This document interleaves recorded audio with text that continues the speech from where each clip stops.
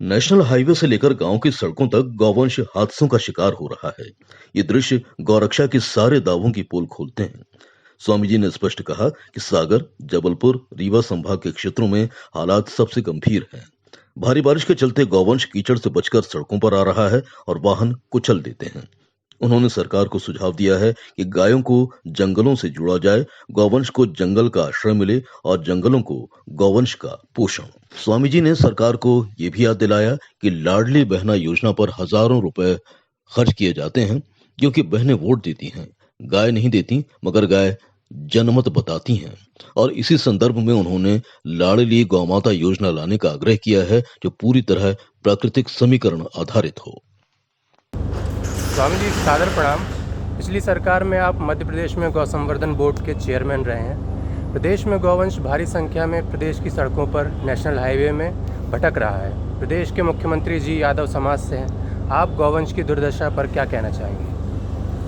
आपका बड़ा समसामयिक प्रश्न है। ये बात सत्य है कि मैं पिछले भारतीय जनता पार्टी की सरकार के मुखिया श्री शिवराज सिंह चौहान थे और उन्होंने मुझे दो बार, एक बार 2 वर्ष के लिए, एक बार 3 वर्ष के लिए, तो एक प्रकार से 5 वर्ष का मेरा ये कार्यकाल रहा है। मध्य प्रदेश गौ संवर्धन बोर्ड की कार्य परिषद का उन्होंने अध्यक्ष बनाया था और कैबिनेट का दर्जा भी दिया था। मेरी प्राथमिकता ये थी कि मध्य प्रदेश की सड़कों पर भटकने वाला गोवंश जो किसानों के द्वारा पालित है, और ये गोवंश किसी न किसी व्यक्ति का है, किसान का है, गोपालक है। जब गाय दूध नहीं देती है तो वो सड़कों पर छोड़ देते हैं, और कृषि की ये स्थिति है कि कृषि का यांत्रिकीकरण हो गया है और उसके कारण बैल अप्रासंगिक जैसा हो रहा है। फिर भी 10% लोग ऐसे हैं मध्य प्रदेश में जो आज भी बैलों से खेती कराते हैं और बड़े प्रेम के साथ वो अपने गोवंश को, गाय सहित बैल को ही पालते हैं। लेकिन जिन लोगों ने ट्रैक्टर के माध्यम से और कृषि उपकरणों के माध्यम से कृषि को समुन्नत बनाने का निर्णय कर लिया है, ऐसे लोग अपने गोवंश की उपेक्षा कर देते हैं और वही उपेक्षित गोवंश सड़कों पर आता है।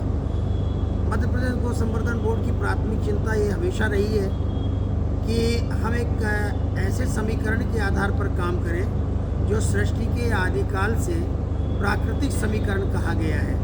प्रकृति मूक प्राणियों के रहने की, खाने की, उनके विचरण की व्यवस्था करती है, और इसलिए प्राचीन समय में हमने अनुभव किया है और हम जानते भी हैं, क्योंकि हम भी किसी न किसी गोपालक परिवार से आए हैं।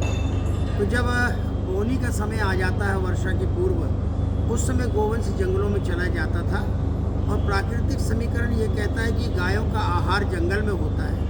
दिन भर गाय जंगल जाती है चारा चर के और अपने मालिक के घर में वापस आ जाती है। मध्य प्रदेश में अंग्रेज़ों के समय में 1916 में 10 गौसदन हुआ करते थे और जंगलों में होते थे, और उन गौसदनों में रहने की व्यवस्था थी।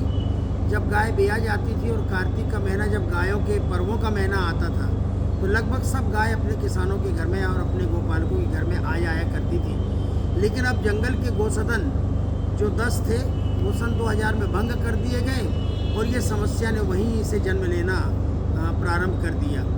अब स्थिति ये हो गई कि कृषि में नए नए प्रकार के प्रयोग होने लगे हैं, और दूध देने वाली गाय की उपयोगिता तो सबको समझ में आती है, जबकि वास्तविक तथ्य ये कहता है कि गोवंश कभी भी अनार्थिक और अनुपयोगी नहीं होता, और इसलिए उसे पालना चाहिए।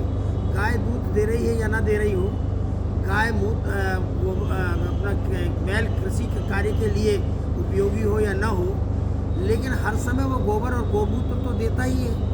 और पृथ्वी का स्वाभाविक आहार, कृषि भूमि का स्वाभाविक आहार जो है वो गोबर और गोमूत्र होता है, इसलिए गोवंश की उपेक्षा नहीं होनी चाहिए। इसलिए हमने गो सदनों के स्थान पर गोवंश वन्य विहार की परिकल्पना थी कि राजस्व की भूमि हो और जंगल का सामीप्य हो, और राजस्व की भूमि पर हम कुछ शेल्टर हाउसेस बना दें जिसमें 10-10 हज़ार की कैपेसिटी का गोवंश रहे, और वो जंगल चरने के लिए जाए और लौट करके फिर उसी स्थान पर शाम को वापस आ जाए। हमने मध्य प्रदेश में 2 प्रयोग किए, एक बसावन मामा में किया जो रीवा जिले में है। आज भी जंगल में गोवंश चरने जाता, लौट करके उसी स्थान पर आता। अब तो वहाँ 15-20 गौशालाएँ मनरेगा के फंड से बन गई हैं। हमको वहाँ लगभग 62-63 एकड़ ज़मीन उपलब्ध हो गई। इसी प्रकार से शिवराज सिंह चौहान जी ने आगर मालवा जिले में सालरिया में और एक गो अभयारण्य की परिकल्पना की और वहाँ 1400 एकड़ पे वो स्थान बनाया। वहाँ 40 करोड़ रुपए खर्च करके उसको धीरे धीरे विकसित किया गया। आज वहाँ भी 10,000 गोवंश है और एक NGOs के द्वारा उसका संचालन होता है। तो ये 2 सफल प्रयोग मध्य प्रदेश में हो गए। तो हम चाहते थे कि ये गोवंश वन्य विहार और विकसित हो। और मैंने अपने कार्यकाल में लगभग 10-12 स्थानों की उन संभावनाओं को तलाश लिया था और उसकी सिफारिश भी की थी और एक हमने मॉडल भी तैयार कर दिया था। हमारे ये केंद्र जो है सफल भी हो रहे हैं, प्रभावी भी हो रहे हैं। लेकिन वर्तमान मुखिया ने हाईटेक गौशाला की परिकल्पना दी, स्मार्ट गौशाला की परिकल्पना दी और उन्होंने कहा कि हम संभाग लेवल पर बनाएंगे और नगर निगम के क्षेत्र में बनाएंगे। मुझे लगता है ये प्रयोग बहुत सफल होने वाला नहीं है। हाईटेक वाईटेक तो हम बाद में कर भी सकते हैं, लेकिन जो प्राकृतिक समीकरण है, गाय का भोजन जंगल में और जंगल का आहार गाय के पास, हम इसलिए कह रहे हैं गोवंश कभी अनुपयोगी और अनार्थिक होता ही नहीं। तो उसकी उपयोगिता जंगल में है, जंगल को आहार भी मिलेगा और फिर धीरे धीरे हम अनेक प्रकार के प्रयोग कर सकते हैं। लेकिन मुखिया को पता नहीं कौन सलाह दे रहे हैं और वो कह रहे हैं हम तो संभाग लेवल पे और हम जो गौशाला बनाएंगे वो महानगर पालिकाओं के क्षेत्र में बनाएंगे, जबकि गाय जो है वो किसानों का धन है। ग्रामीण क्षेत्र में रहती है गाय, उसे जंगल का सामीप्य मिलना चाहिए। इसलिए हम अभी भी कह रहे हैं कि गोवंश वन्य विहार यहाँ बनाए जाने चाहिए और उसके लिए बहुत बड़ी राशि भी खर्च करने की आवश्यकता नहीं। अभयारण्य को तो हम सिरे से खारिज कर रहे हैं। एक हमने बनाया था, बड़ा महंगा था, हमको NGO ढूंढना पड़ा था। लेकिन गोवंश वन्य विहार के लिए हमको छोटे छोटे NGOs मिल सकते हैं और गाय जंगल जाए, चारा चर के वापस आए। तो राजस्व की भूमि और जंगल और गौ संवर्धन बोर्ड की सबसे बड़ी विशेषता यह है कि वित्त विभाग उसका सदस्य है। वित्त विभाग के साथ साथ मनरेगा उसका सदस्य है, ग्रामीण विकास विभाग, पंचायत विभाग है और इसके साथ साथ जो है धार्मिक न्यास धर्मस्व विभाग है, पर्यटन विभाग है, संस्कृति विभाग है और अनेक प्रकार के जंगल विभाग भी इसका सदस्य। तो ये सब मिल करके एक बड़ी योजना हम बना सकते हैं और गौ संवर्धन बोर्ड को वो हम ताकत दे सकते हैं।